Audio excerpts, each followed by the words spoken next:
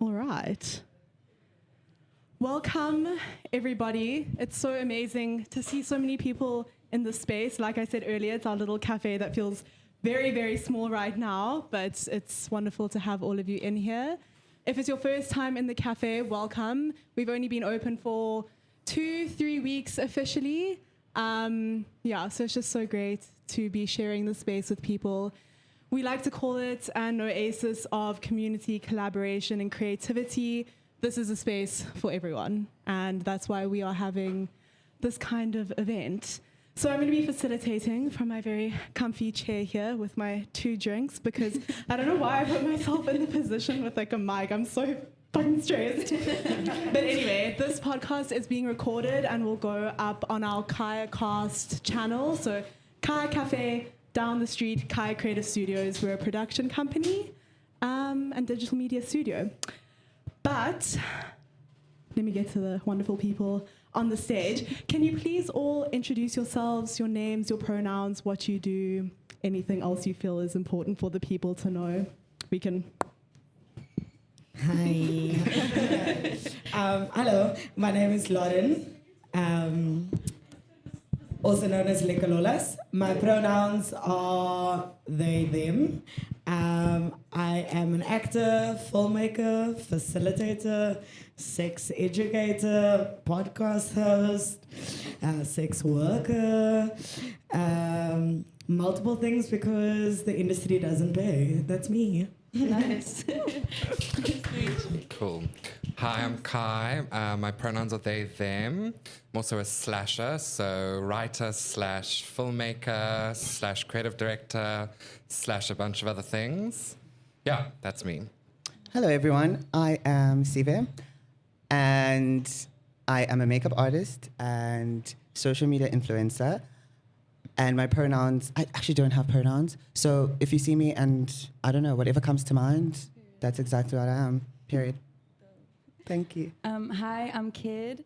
My pronouns are they, them. I'm a overall creative. I can't really put a label onto it. And yeah, that's that. Yeah. Beautiful. Thank you. So I'm sure that most of the people in the room know, but October is South African Pride Month. If I'm not wrong, it's the 32nd anniversary of the first Pride March that happened in Joburg, which was not only a Pride March, but an anti-apartheid march as well. So, yeah.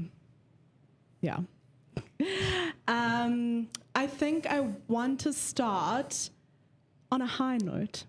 And I'd love to discuss the joys of celebrating Pride, because I think so often there's a lot of stuff we need to discuss, what's wrong with things that are happening in the queer community, but let's start on a high. The joys of celebrating Pride and what Pride means to you. Go first. I'm gonna do Kid because we were making eye contact. Like DR. I think the joys of celebrating Pride is that not everybody gets to celebrate who they are throughout the year, and to have a day or a month where you can just be yourself, full of pride, and be around other people who are proud to be who they are. I think that's a beautiful thing. I think it's important to shed light onto marginalized communities and allow them to have a space, to have a voice, to have their representation. And that's my favorite part about Pride, is just seeing people be happy and comfortable in themselves. Yeah. Amazing. And from knowing you, you express yourself outwardly, visibly a lot. Do you find it difficult, just your day-to-day walking around, being able to express who you are? I think for me, expression comes very naturally, but the fear of being yourself, not just because of what will people think, but because of what will people do. It's not always safe to completely be who you are, to show, yourself as something that's not something that's normalized, but rather something that's othered. I think it's scary, but once you do that and you find people that can see that and as well as love you for that unconditionally, that's probably the best feeling and reward that there is. Does anyone else want to comment on that point of feeling unsafe or uncomfortable in expressing who you are in, well, because we live here, the South African space? I think it's a daily struggle, Yeah. you know. People always say, oh, you're so brave, you're so brave. And it does take a lot of bravery sometimes just to leave the house looking a certain way. I always have a joke like, my Uber rating drops if I'm wearing lipstick and a dress. And it's true. And those are small little places that other people don't realize where the way you present has an impact. So I'm always conscious of that. I'm also conscious of the fact that we live in a really, really interesting city that is perhaps very accepting, but not accepting. And it's strange to walk between those worlds in one day sometimes. So it's definite, and I like what you said, that I've learned not to care what people think anymore, but one has to be mindful of what people might do. Yeah. And particularly for queer people, that's a real challenge. And have any of you attended Cape Town Pride as the event that's held in Cape Town? Yeah. Couple of times. Okay. Yeah. No, I haven't. Okay. I haven't come to any of the Cape Town ones, but I certainly went to Joburg Pride regularly when I, was a young queer, when I was 18, 19, 21. And it was an amazing place for me it was sort of a lightning rod for me to learn how to express myself. But then what was wonderful was it became a place where I could also learn how to take that away from Pride. So while I respect Pride as a place for that, as a place for people to express themselves, I don't always feel the need still to attend, for example. I really want us to hold on to the key heritages, the reasons why we use those dates, those months. I think we should never forget those. And that for me is what is important around Pride, is about all of the work that people have done for us before, all of the shoulders we're standing on. That is what I always use Pride Month to celebrate for myself and to try and dig deeper is I'm always mindful of shoulders that I'm standing on and so grateful. And that's Pride for me, essentially. And Lauren, have you attended a Cape Town Pride? I actually never knew about Pride for like the longest time. I didn't know there was a Pride or where it was. And I think that speaks to how exclusive it is and how people just don't know where it is. But I think the first time I went to Pride was maybe 2020, before COVID. And I'd come out, and so I was clutching at anything that was like rainbow and queer and glittery and screaming Pride. And I mean, I was quite pleasantly surprised at the amount of people of color that was at that Pride, because I just had assumed, Greenpoint and charging an entrance and where it was, that it was kind of elitist or just like for a certain demographic. But I had a great time, and it felt like a celebration. And I never went to the one last year because in protest, I don't think that you should be charging to go to a Pride. And so I was shocked to hear that it wasn't free and that there was limited tickets. Pride was sold out. Well, how can Pride be sold out? Yeah, that's not a vibe. That's crazy. But yeah, the one that I did go to, it was beautiful. Okay, yeah. Because I myself haven't been to Cape Town Pride. I've been to Pride overseas. For me, it's a thing of overcoming being who I am in my own city versus just being somebody, well, actually being my true self overseas, but that's another thing. But I wanted to say, very random, you posted last year about the accessibility of Pride. I actually went on to write a research proposal about the accessibility of Pride Cape Town. So thank you for always sharing your voice and platform.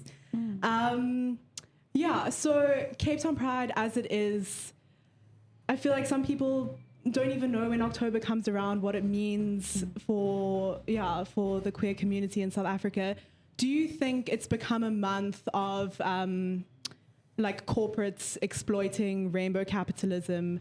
Is there a better way to increase like visibility and representation that isn't so tokenized if anyone has any comments on that. I'd like to comment. So I think firstly, it is one of those things where corporates obviously will do anything to get a piece of, out of. And for the longest time, I never resonated with Pride. And I think because I was always under the guise that why is the spotlight being put on us like this? You know, especially when October comes, because then everything is us rainbow, like everywhere, like Twitter, like, or people start treating you nice at work, and it's like, oh my God, yeah, it's Pride Month. All of these, over the top, extravagant gestures. And for me, that kind of pushed me away from like wanting to celebrate it, because I always felt like, is this the only time you actually see me? Or you recognize that I exist? And out of the normal, we want to be visible kind of spectrum, I always felt like I wanted Pride to be more of a respect kind of thing. Yeah, you can see me, I'm visible, you can accept me, but it doesn't necessarily mean that you respect me. And I always wanted to be a respect kind of thing, where in October, it's fine if corporates want to do whatever they want to do, but how about we respect each other in the workplace rather? Make it a daily sort of, I don't know, like make it part of our daily lives. Like, yeah, recognize us, see us, but respect us more than anything. And I do think it could change in South Africa, because before Pride, they always paint the streets with rainbows. And I'm like, yeah, we get that. Like, but why is it only happening in October? Can I eyes when you walk into the store. Exactly. And I'm like, can I actually walk into a corporate office dressed like this without any eyes, or without anyone looking at me like, oh my God, what are you doing? Like, well, it's corporate. Like, do you not want to cover up? I agree. My personal feeling on it is there's a lot of people that are more progressive in the way that they think, but there's possibly like a conversation or greater education missing, where people are like, yes, I'm totally for like the queer community, like you do you boo, but they have they lack a deeper understanding, and I think like ultimate like acceptance. Just my personal take on it. Yeah, it definitely feels like when it comes to October, or even when it's like the American, US, European Pride, which is early on in the year, it's like they're like, let's get in our bag now. You know what I'm saying? Like all of a sudden everyone's got Woolies is like, be beautiful, and it's like in rainbow, and I'm like, okay, where's the discount? Where's the come on, what do you mean? Like, you're selling beach towels with the gay flag, but why is it still 300 rand? Like, come on. So I think a way that you could respect Pride throughout the year, not just for 1 month, where it's like, okay, cool, yes, for a month, and then after that it's like, please tuck your shirt in. Then why don't we respect pronouns at work? Why, when you have your name tag, why can't there be a pronoun next to it? Why can't we normalize queer culture so that it's not so othered and needs an entire month of just like, okay, you get to be you for this long, and then after that, like, we need it back to normal, So it definitely feels like a capitalism scheme rather than we want to respect you. This is your month for you. More like, how can we capitalize off of the queer people? And that's why I love that Pride becomes a sort of a celebration of what's past, so we never lose that. But how do we have Pride throughout the whole year? So I don't ever want Pride to disappear at all. Yeah. I think we always need to remember those important milestones and add them. But I want to know, how do we celebrate that and shine a spotlight on that the whole year? It can, in a way, be dangerous when you dedicate only a certain period of a year to certain causes. 16 days of fake activism, for example. And then the government ticks that box, and they'll say, okay, well, we've done what we need to against this outrageous violence, and for the rest of the year we won't do anything, and then we'll just keep directing you to that press release. And the same thing happens with queer rights. And I think it's really dangerous when we only celebrate something in this month. I would love corporates to take all their work that they planned for Pride, and then actually use it elsewhere in the year. And actually say, okay, we can post something, but then let's use that content throughout the year. I would love to see it popping up in February, and not just because it's a queer Valentine's moment. Yeah. Which is great, but I'd like to see more. I'd like to see it popping up in Jan, throughout the year. I'd like to see it popping up with other sort of, in the festive season. I'd like to see that. Those kinds of things. Sorry, I was going to say also the difficulty of corporate is that within corporate, there are also, for example, queer people that are not expressive, that are not willing to stand up or say anything because of the environment that they're in. So it's very difficult for the outsiders like us, like normal people that are not in corporate, to shout like that, or to make aware that this is what we actually require, this is what we need. Can something be done? Can it be done differently? Because people in those spaces themselves are not visible. They fear not to be seen by their colleagues. So it's a bit of a tricky one to kind of navigate, because I also feel like we're on the outside saying, yeah, you guys need to do this, surely you can. And then inside, people that are exactly like us are not doing anything. Yeah. I think it's also about safety and access. I think like you can be in a business and for that month, everyone's like, oh my word, like we have queer staff members, and like be yourselves and celebrate it.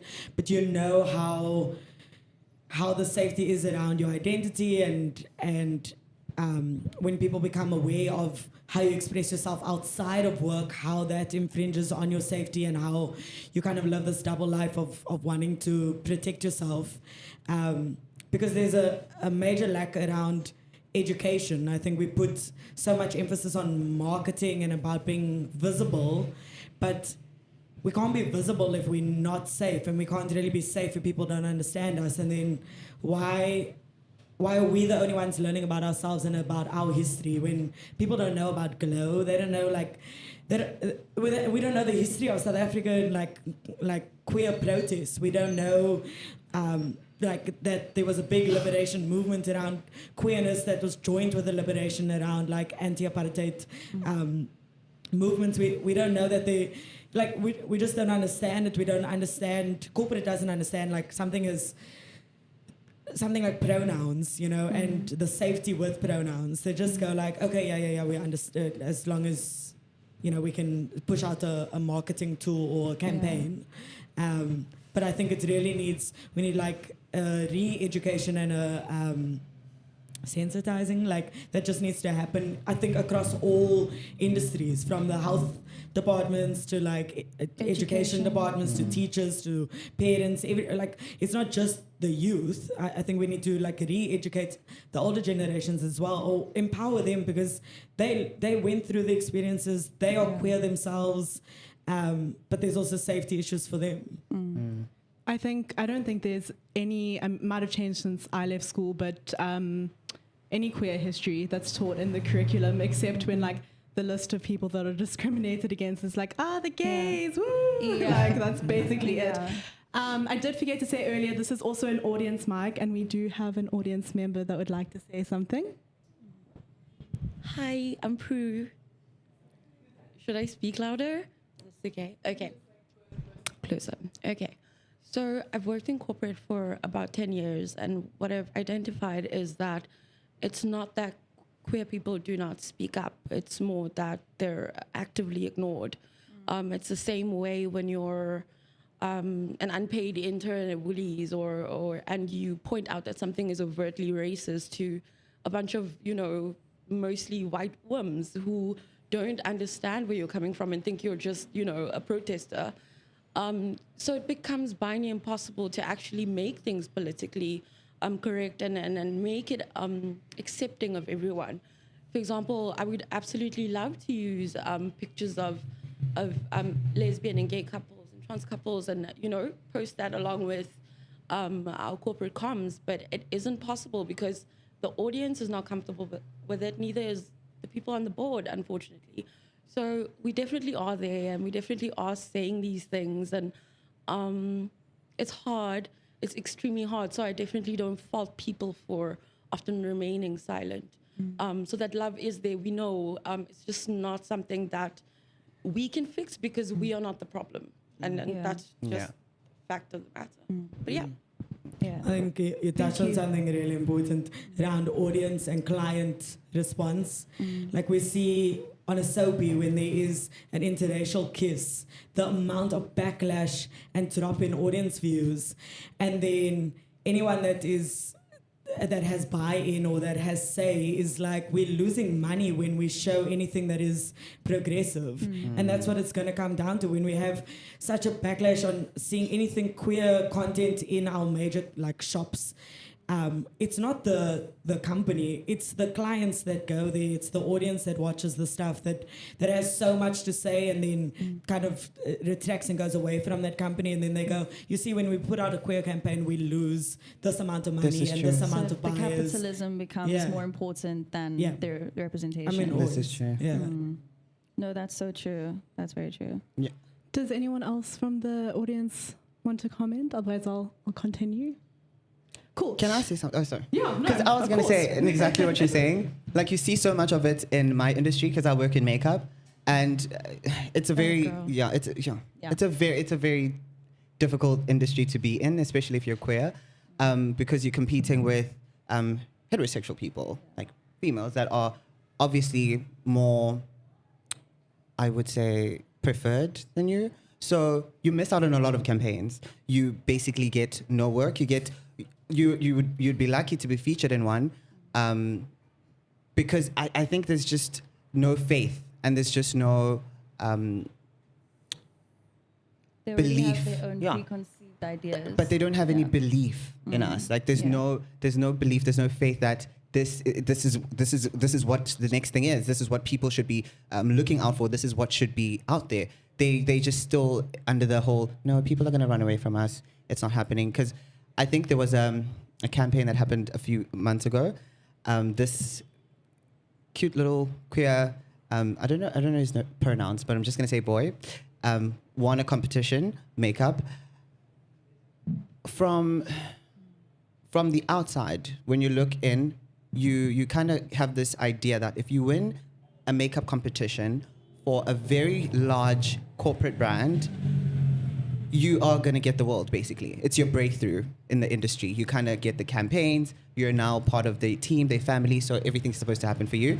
However, it just turned out the other way. Not much of the winner in any of the campaigns. It was just a few pictures here and there of, oh, here's our winner, which is very disappointing because when you actually look at the competition, he was the standout. But because, I don't know, because they don't have faith in him or because they're still scared, it was just a thing of, you know what, hush, hush. Now it's over. Like everyone forgot about it. And then on the other hand, heterosexual females in the industry are just getting the world in the makeup industry. They're just flourishing. Everything is just beautiful. It's like lush. People are making careers out of it. And queer people are just left on the outside. We work extremely hard. We probably do. I don't want to say this, but like we kind of go the extra mile. Yeah. We go the extra mile more than other people, and it's just not recognized, and it's very disheartening because you're just sitting there watching. Oh, when I first started in this industry, I thought, oh my God, I can do this. That was like 5 years ago, and I was like, oh, there's no one else doing it. Like in South Africa, there's a couple of people overseas doing it, but in South Africa, not a lot of males are in this industry. So when I started going into it, I was like, oh, this is fun. Got campaigns. I thought, oh my God, okay, this is setting up a path. I'm on the right path. It's opening up doors. And then all of a sudden, no one, other queer people that come after me, I didn't see anyone coming in. I can see a lot of content being put out, but no one coming in. So it's like, wait, did I just run through all of these doors opening and someone was just shutting them behind me? It's tiring for the most part. And it's like, when are we ever going to break out of the cycle of, yeah, you need to work 10 times better than the other person, but the minute you're in, everyone closes the door behind you.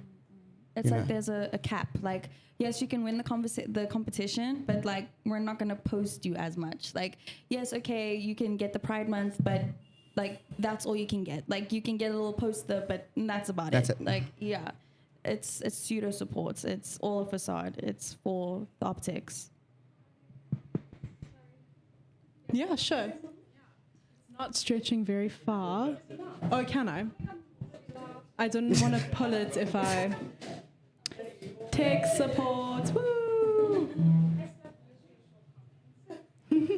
That's okay, the short comment is very important to us. So I'm listening to the panelists and I'm listening to everyone. And I think you touched on how you would love to see queer lives being celebrated every single day and not just in October. October is also very important. And I think with that mindset, and if we continue to say that and we continue to push for that, then maybe corporate will see that it's not just about money. And that every single day, this is what we're promoting, this is what we want, and the rest of the world is getting to learn, and what is put out in the public is education. I think these conversations are very important because then I didn't think like this before. I was just, and now that you guys are mentioning these things, I'm just like, whoa, that's crazy. It's as simple as celebrating someone every single day. And this can pass on to another person. It's not going to happen overnight, but it starts here. It starts in spaces like this. So I just want to say that the conversations are like really great, and I've picked up something very important. And I think that if we continue to have these conversations every day, we're heading somewhere. Yeah. Yeah, these conversations are really important. I agree. And the other thing, I think that, from the conversation, we have to find little ways that we can all transform that into action. And I think something that, as a community, we can perhaps find ways of doing better is weaponizing our wallets. We need to start, they say in negotiations, the only way you're going to get what you want is if you're willing to walk away. And we need to be willing to inconvenience ourselves occasionally, choose better, think smarter, sacrifice, I go and explore the ethos behind brands we're supporting. So every time you're shopping, ask yourself, does this brand, do I know? First of all, no. Then go and research. And then if they don't have anything out there, chances are they're not doing anything about it. So am I then going to support a corporate that actually doesn't even have me on their radar because they're next door? And I have this word, convenience lust, and I lust for convenience. So I'm the worst. I'm a bit of a hypocrite saying this right now, and my friends will agree, because I will just pick the closest thing. But I also need to be able to say no to corporates or brands or that don't have me on their radar all the time. And I really love us to weaponize our wallets without getting too much into the disaster that happened with Adidas recently. But there's a community behind that weaponized the wallet and said, we will pull money out. And overnight, a huge multi-million-dollar deal was scrapped. And let us not think that there are so few of us that we can't. I think sometimes maybe we think that we are few, but we are actually, there are so many of us. And if we start redirecting our money to smaller brands, to queer-owned brands, how many times do we look at our budgets maybe and say, this month I want to spend 10%, it's my tithe. I'm going to take that learning from something that no longer serves me, and maybe I'm going to do a queer tithe. And perhaps we all need to try that. It's a great suggestion. Like that. And 10% of our money, and I'm going to do that, and I hope we're all going to do that, and not just talk about it, because 10% of our money, let's start there, can go towards queer-owned companies. Let's weaponize our wallets, because then they'll listen. If capitalism listens to money, let's talk to them in money, and then they'll listen. I think that's a really powerful That was point. really good. That was really good. We have another audience comment. No, don't apologize, please. This is what it's meant to be. As much as we have panelists, it's for everyone. Okay, cool. So I understand your kindness and willingness to teach and educate and help people navigate our souls. But the problem with that is that we're now taking responsibility for their ignorance. We're the victims of this ignorance. And in deciding that it's our job to teach the oppressor it just sounds like a trauma response. As lovely as it is, and of course we will do what we can and put our money in the right hands and those sorts of things. But what's very important to understand is that it is not our job to help them.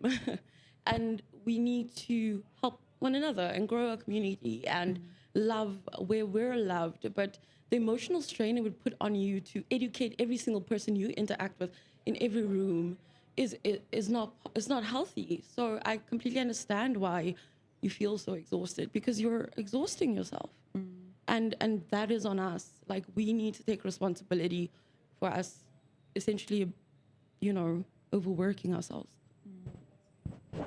Thank you. It's actually a point I was going to touch on next, is what level of responsibility lies in the non-queer community to be like advocating for these conversations. Like, I know sometimes I feel like I'm a little gay agenda pusher. You know, when you're like the only person there, and it feels that way. Not that it's like a bad thing at all, but yeah. Any comments on, like, is there a responsibility? I think that it's one of those things of you need to educate people, because otherwise you're going to feel disrespected and they're not going to use your correct pronouns, or they might say something that's problematic, and you feel inclined to, okay, let me just tell you this. Let's start the conversation off with our pronouns, how you would like me to address you. But at the same time, it's also exhausting having to constantly be like, sorry, no, I'm they, them, or no, she, her, or, it's like, come on. But it's like, if you don't educate them, they're not educating themselves. You want them to educate themselves, but they might not. So it's either they stay uneducated and we stay being not seen in the way we want to be, or we have to put in the work, which is also not the best feeling.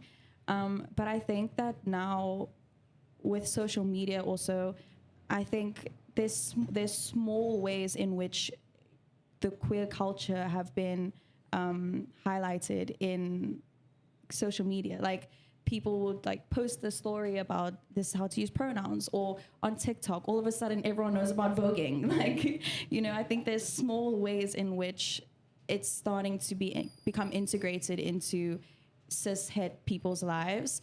Obviously, it's not in the most stable educational way. It might stem from a little funny viral meme or something like that. But I definitely understand that constantly having to educate people and having to be the people to first start the conversation, it is tiring, and it's not something we should have to do.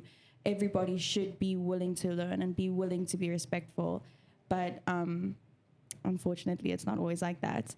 But I think that's why it's good to surround yourself with people that already have this inherent knowledge or push themselves to learn more, because as queer people, we know a lot about the community, but I'm still learning every day. We can still learn about different marginalized groups and communities every day through the people we interact with. So as much as it's good to be around people like that, it also just sometimes feel like you're sheltered. And then when you go into an area that's not super queer or not super progressive, you're kind of like, oh shit, I forgot that we can't do all of that, or y'all don't know anything about that. So it's like this really weird thing of like, what do we actually do? Thank you. Does everyone want like a little 5-minute break to like stretch, stand up, get another drink, get some fresh air? Smoke break, chill break. I didn't want to mention that, but if you need your nicotine, go for it. Awesome. Cool.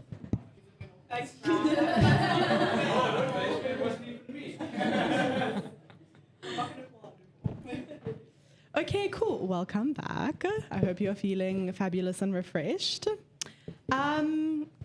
Cool. So I don't think we'll go much longer, but there are just like 1 or 2 more things I want to chat about. And the first thing is, we've talked a lot about extending, these conversations and celebration like all year round.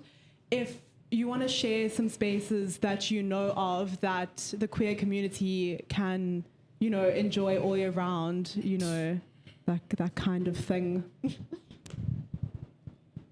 Anyone? I feel like we've started at square one after the break. I think it's hard. Like, there are definitely events that happen, but I think even if you go to certain places, like, thank you, love. Thank you. Like, for example, if you go to, am I gonna out them? If you go The devil. if you go to that club, it's supposed to be like, oh, gay friendly, but if you're not a cis man, white man, masculine person, then you're kind of like, what are you doing here? You know what I'm saying? You as a queer person, a trans person, a person of color going there, it's still kind of like, okay, but this is not your space. Yeah. So like, it's not only that there aren't enough spaces, is that the spaces they are even like it's also micro-discriminatory or exclusive. Absolutely. There's a lot of spaces where I don't feel comfortable going to because you kind of, it's like this whole group of cisgendered white men, though they be gay, are still kind of like, why are you here, kind of thing. And that's, not it. So as much as there are events, there's awesome events for the queer community, safe spaces, but it would be amazing to not only have like an event, but to have a space you can go to when you just want to chill with your friend, or you just, something like that. Yeah. I think we also like I don't know, the clubs in Cape Town are so elitist, and they are like the CBD alone, just as like a city center concept, is really privileged. And I live in the city center now, and I'm constantly reminded of how I dreamt of coming to the city. I used to come with my aunties for turning the lights being turned on, and for Tweede Nuwe Jaar, and like it was maybe like 3 times in a year that I would come to the city, and I loved what the city like. Just the aspect of what this looks like compared to community and home. And this is where I thought like all my dreams would come true. But it's really not for the people. And everything is more expensive. And it's a constant reminder of who's allowed in and who's allowed out. And our clubs are actually really scary and extremely racist and extremely transphobic and extremely problematic. And I think maybe I've reached my auntie era. But I need to stay out of the clubs because the violence is choosing me. I'm not choosing them. I promise. But I think the point of weaponizing our wallets is really important, to go to queer events, to show up at balls, to go to drag shows and support our drag artists and our queer artists, and put our money back into theatre and to live shows and be in community that we feel safe in. And that's not very often. And I think I constantly like look over my shoulder of, does everyone know where all the queers are? Because that's majorly like targeting us, and it's scary to have spaces that you know are just queer spaces, but then to also not be run by queer people of color. And just, I don't know, that money and that, it feels so, I don't know, it's yucky. But I really think this festive season especially, like Cape Town typical, it's October, what we're talking about. Yes. It's already Christmas music in the shops. Christmas carols going, and Woolworths has got fucking Christmas decorations already.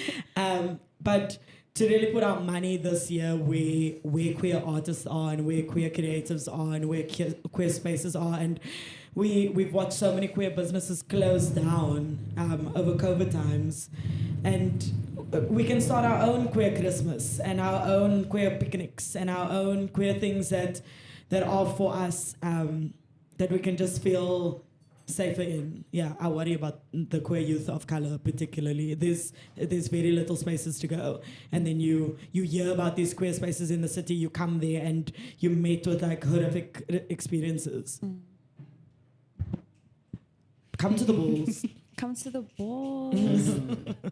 And what advice would any of you give to, I don't know, like a baby queer that sees, I mean, these events and some amazing events, but it can look very tight-knit from the outside, that there's a very like, I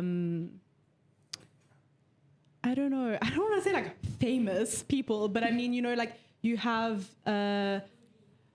yeah, or like a persona, and people know about you and they appreciate your voice and everything, but might feel uncomfortable coming into a space where it feels like everyone knows each other. That's actually what I'm trying to say. Everyone already knows each other. And I feel like it's a difficult thing to maybe even do, because you're already starting with a deficit of spaces to then make sure that those spaces are welcoming when you know nobody. How would you go about that? I would say just go for it. Like I mean, from when I was younger, not even knowing that there are queer spaces, like I grew up in Tableview, and I was like one of 3 gay people that I knew, and going to like more heteronormative places, and people kind of being like, why do you dress like that? Like, you know, what's going on? And people not really wanting to invite you in, versus the first time I ever went to Spectrum Ball last year, I think it was in August or end of July. And oh my God, I was like floored with how many people were coming up to me and wanted to introduce themselves to me, and how many friends that I made that night. I mean, one of my best friends right now is someone that I met on that night. And I mean, I met Lauren, I met Gabe, and we've all kind of just integrated into a little community.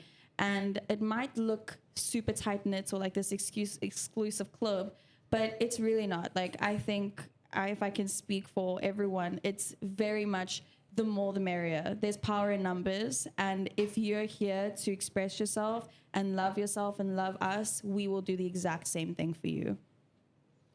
I guess we also need to catch ourselves, because I think psychologically, when you've been on the terrible end of being excluded, when you find a space, sometimes you can start creating an exclusive space as well. Fair enough. And I think it's all of our responsibility to ensure that we find ways of opening up spaces like that. And, you know, I get it. People always tell me I look super aloof and whatever, but we can find ways of connecting with each other and not creating second exclusive spaces. Anyone in the audience want to shout out a place in Cape Town, the surrounds, that they want to share with the people that we might not know about? If you don't have one, that's fine, but just wondering. There's an incredible trans picnic at Company Gardens once a month. It's an incredible meeting of people. I think and the balls. Yeah. It's a bit sad that there are a few that stand out. But, you know, I think we glorify nightlife spaces. Yeah. And that's great. Let's have fun. Let's let our hair down. But there's so many amazing art galleries, you know. Connect with a friend. The internet's amazing. Let's meet at an art gallery. It doesn't always have to be at a club.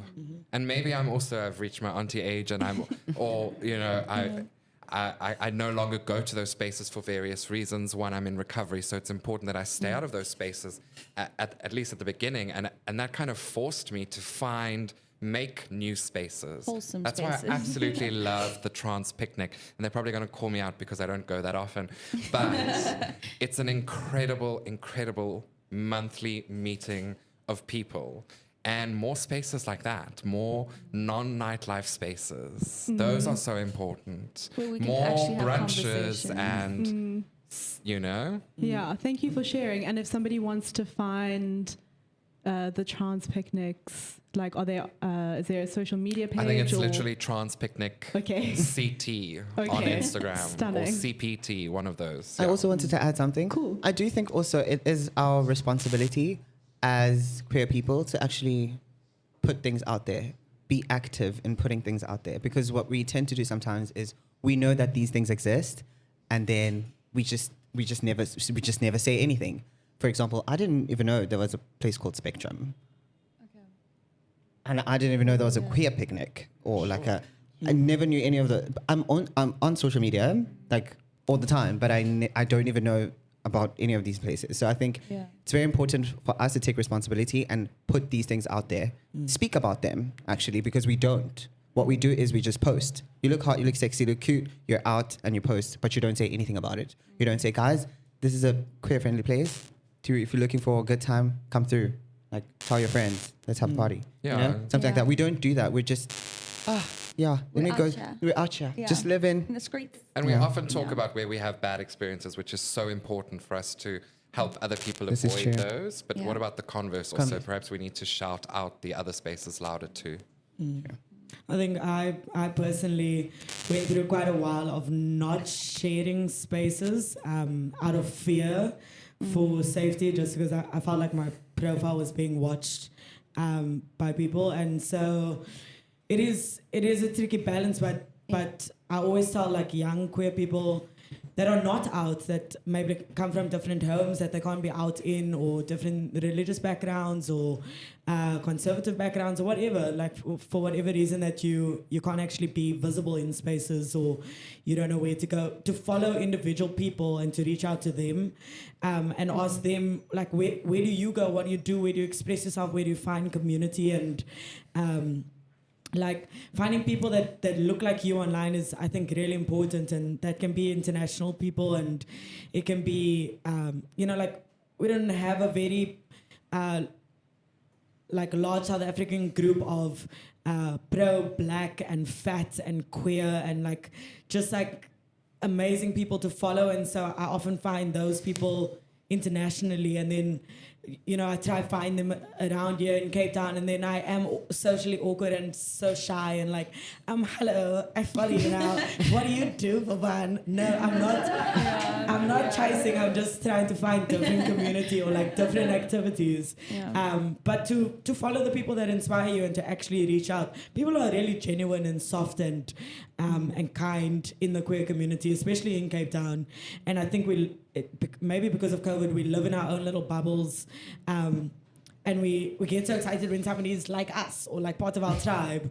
And so genuinely like reach out to me, reach out to people that look like you, and reach out to individuals and just ask, what do they do, and where are you, and what can I go to? And sometimes we live vicariously just watching people's Instagram stories or watching their lives or whatever. And that's also affirmative, and that's okay. Yeah. I realize I also actually have a space to shout out. It's called Queer Skate Cape Town, I think. I haven't been because I just can't balance that well. But I think Queer Skate on TikTok, Instagram, like they have stuff at the promenade, and it looks like a vibe. I want to put some of our abroad friends on the spot. So we actually have 3 Germans in the room. I don't know if I've somehow like attracted them into my life. But I was just wondering if there's like anything you've heard from the conversation around like SA Pride that you've either resonated with, or that there's differences, or anything you want to comment on. So Merit's actually an artist from Berlin, a singer-songwriter, and it's lovely to have you with us. So, hello. First of all, thank you so much for talking about everything. I think from what I've heard so far that the queer community is probably not bigger in Berlin, but even more visible probably. So I feel like the Pride is such a huge thing, and everybody's attending. It's never sold out. It's just getting bigger and bigger and bigger. And I think safety in Cape Town or South Africa is a different topic in general, probably than like compared to Germany. But I also, it's just intuition, think that Berlin is maybe even a little probably safer for us queers. But I haven't been here for so long, so that's why I'm here, for example, just to like get new experiences and like dive deeper into these kind of things. But also I'm also active on social media, and I haven't gotten as many suggestions or stuff like this. So as a tendency, I'd say queerness is a little more visible in Berlin. I don't know if any of you have been to Berlin. Not yet. I've been. Yes. Berlin was my first place I went overseas. It was the best. It was very free. Yeah. So did you think the same, or? I mean, I think being in, there's just so much access to everything. Like if you just look at public transport, for example, and just like how you can stay out late and how you can go to spaces that, I mean, I was still very in a South African mindset of like holding things close and being on guard. But I think when you live in an environment that feels freer, you act freer, you are freer, you just embrace yourself more. So I'm sure people are just way more visible. And I mean, the fashion alone tells you that like you can wear whatever you want. Yeah, you can't wear whatever you want. Yeah, in most spaces. So in the center and certain districts, there are also spaces that are less safe or, I don't know, less open probably. But yeah, that's what I felt like too. But I don't know about the others.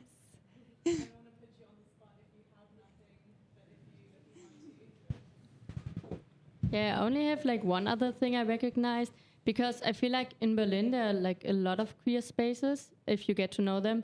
So you also kind of have the freedom to choose. So like there are spaces that is for like every queer person, but there are also spaces that's like only for like queer women or like trans people or like whoever. So you don't have to go to this like one queer club and be offended by like the white gay guys who don't really want you to be there, because you can also choose another space. And I never really thought about this as like such a big privilege, but I'm also surprised like how little queer spaces we like we went to so far, because there's really not so much yet in Cape Town, which is unfortunate, but you will get there, I'm sure. Thank you so much for contributing. I think I want to wrap things up and Can I say one thing before we wrap? Sorry. Yes. Without being the floor, if anybody else as well. Without being sensationalist in any way, our Joburg queer siblings have to make a tough decision this weekend.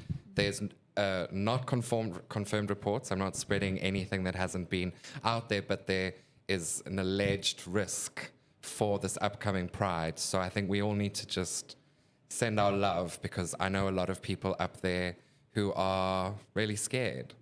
And, you know, that's really sad.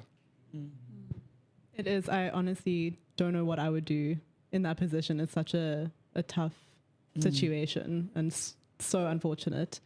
Anybody else before I like authoritatively close the discussion? Yeah, of course. Hello. I often have the conversation with my queer friends how, like you were saying earlier, we are lacking queer spaces that are outside of the nightlife.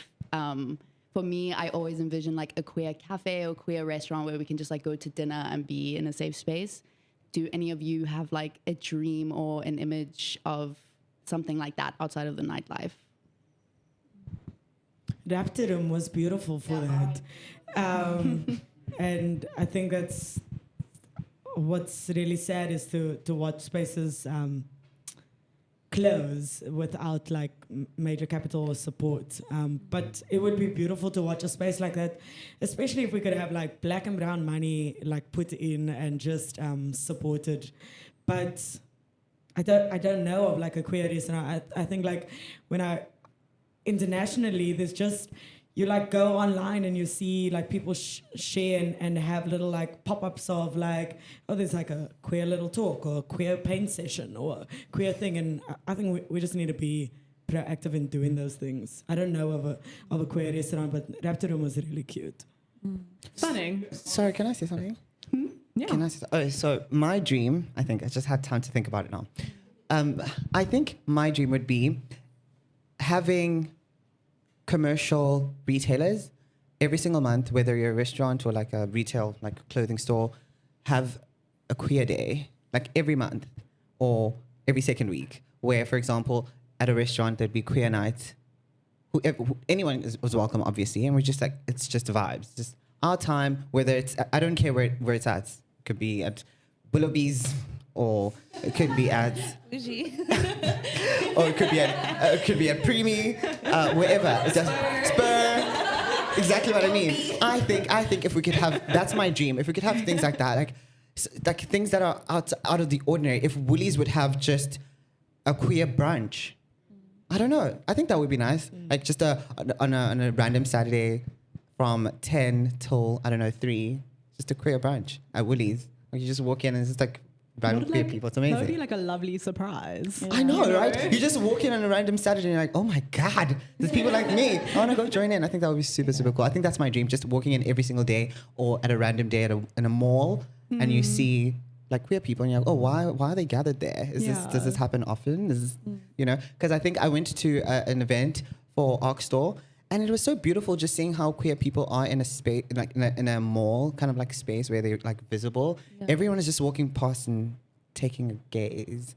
And they're just like, do we go in? Are we allowed? And everyone's like, just come through. Like, it's so nice to see how welcoming queer people can be and how other people perceive us, like, in our lights, like, in our space, and how good we are, actually, and, like, how happy we are. I think that's my dream, just to see us in those spaces, like, visible every single month or weekly.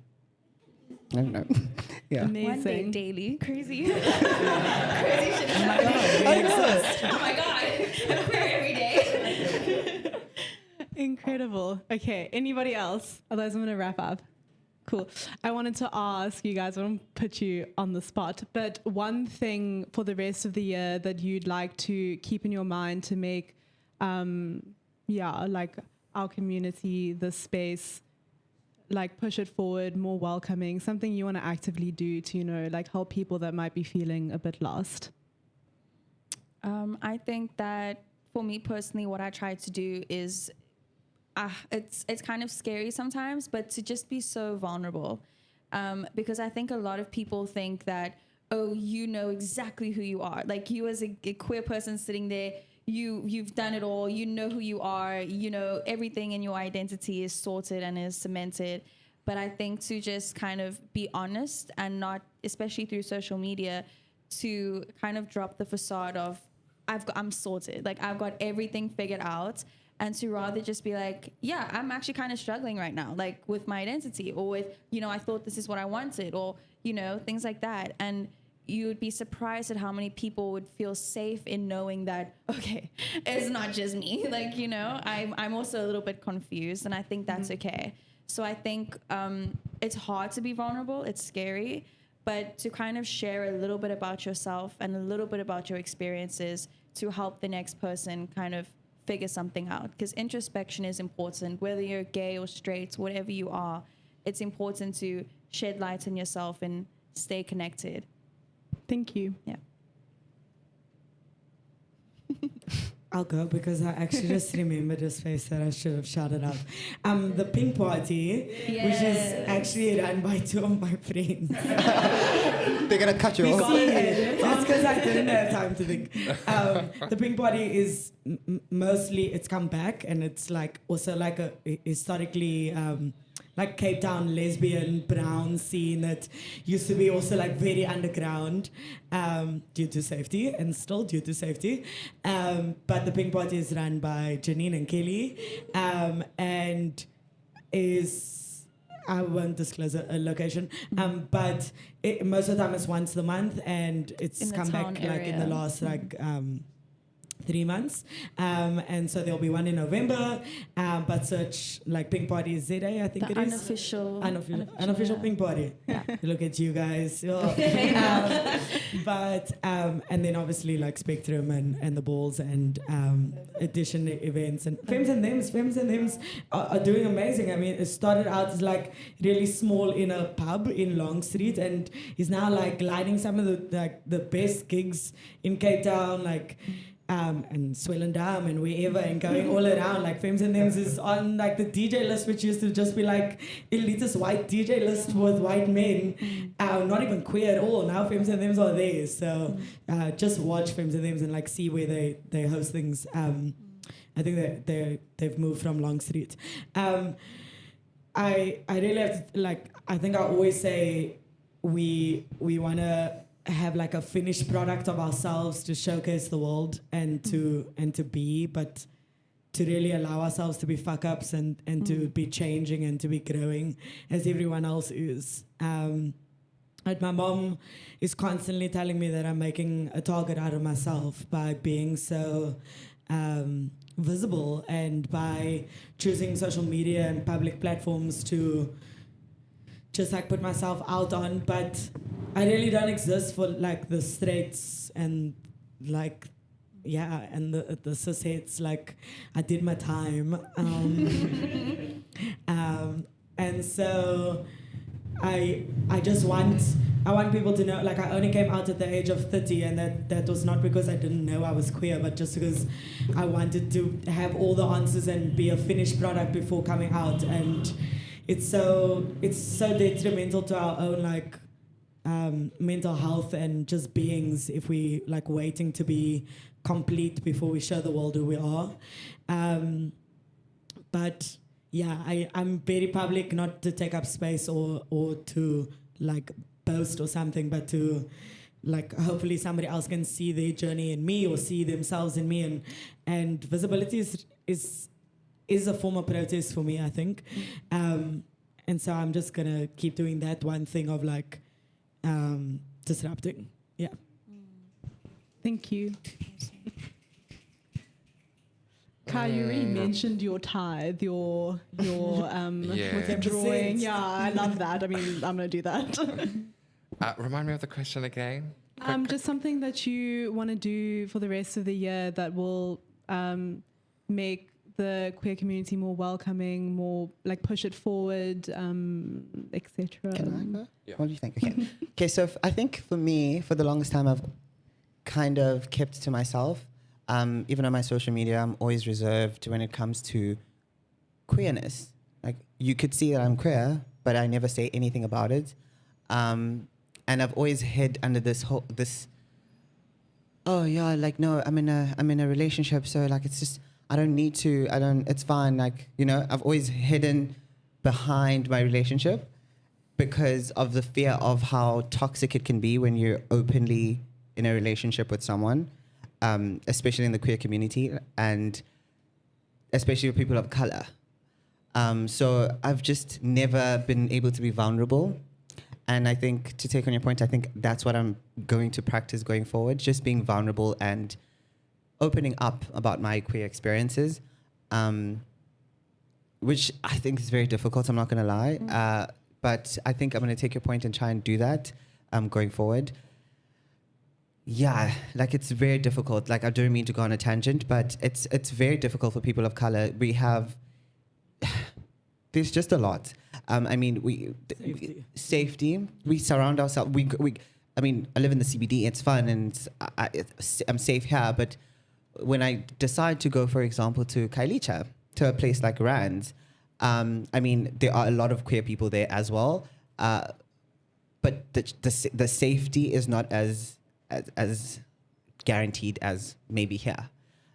So even there, trying to educate people there about it. I mean, people know. Like, for example, people know that you're queer.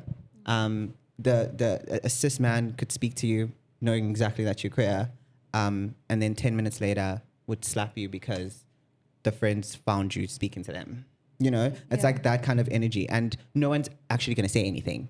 So for me, I feel being vulnerable on social media is a bit scary because of those particular reasons, because now you're putting yourself as a target. People now know that you're actively a big mouth, as they would say, like, you're open and you can speak about it if someone would ever do anything to you. So to shut you like up warrants them to actually their opinion. Exactly. And to shut you up, they might just kill you, which happens quite often. So yeah, I think I'm going to be vulnerable, though. I'm going to give it a try. No, go ahead.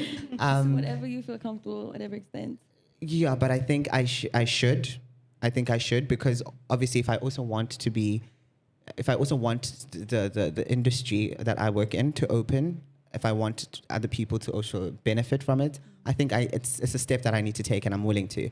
So thank you guys for sharing. Like, period. I really want to say that, like, Black queer people owe nobody vulnerability or openness. Like, it's the most targeted, marginalized, bodies in the world, and so you don't like your platform is your platform, and I do honor you like and applaud you in whatever case that you are open and wherever you share yourself, but you don't owe anybody any sort of vulnerability, because people don't show up when you are targeted and when you are harassed and when you lose jobs because you're openly queer, or because you don't owe anybody that. The community already will see you and recognize themselves in you, and wherever you share yourself, that's entirely up to you. But I just think like Black queer people owe people nothing.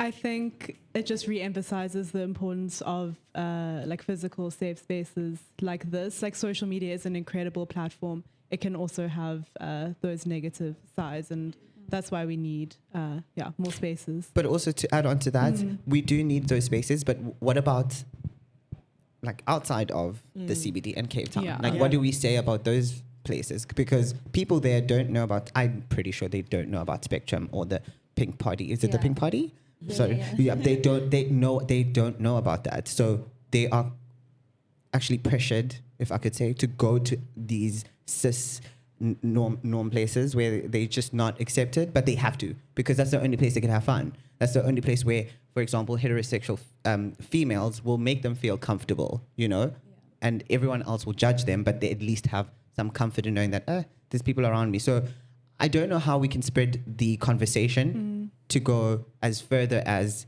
not just the privileged areas that we live in, where it's like, oh, hunky-dory, fun, like we'll go home and disperse after this, but where it's actually difficult to spread the message. I think that's where I think the message should just like go and manifest, and I think we should find solutions to try and take the message there, basically. I mean, there is social media, things like TikTok, which make things go viral, but also on TikTok, these places have no representation. I don't see a person like me there.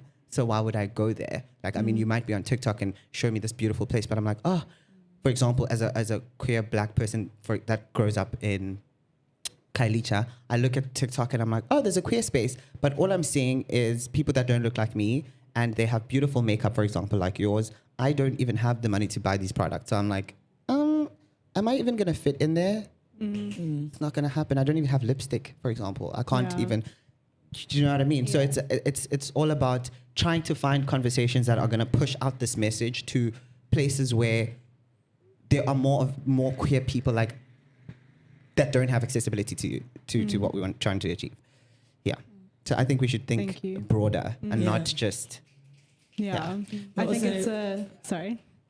We really need to take things home into communities and have programs in schools and run festivals. There's like the Queer Feminist Film Festival that happens once a year in Kailicha, and it's groundbreaking when it happens, because you see how hungry people are just for experiences that reflect them and that are safe and are for us. And so we need to have programs that go into schools and go into spaces and educate, because safety is all around unknowing and just not understanding. But I think that's a major call of action to the CBD queers and to the privileged queers to take our queerness to communities, so that young queer youth can see themselves and can understand themselves and can have spaces where they belong. Thank you. Do you want to add anything, Kai, or are you happy with your 10% tithe? I mean, I think that was like... Goodness, I'm really going to have to... the wallet. I'm really going to have to do this now. Huh? No, I think for me, that is just my take home, is because I've been talking about it for a while, and I think I really just need to make that a reality, because every single rand we spend is a vote for the future we want. And I know that sounds melodramatic, but it's actually the truth.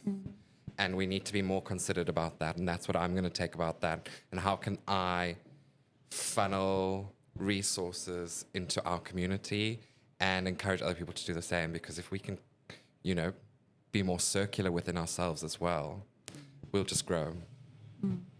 Thank you. Okay, then I think I'm going to wrap up for this evening. Thank you, firstly, to our panelists for your time and willingness to be here. And then to everybody that came. Like I said, we're really hoping to make this a monthly discussion with different panelists. If you want to reach out to the CAYA Cafe or CAYA Creative Studios, that one's with a C, to suggest somebody, or if you yourself, feel like you have something to say, please reach out.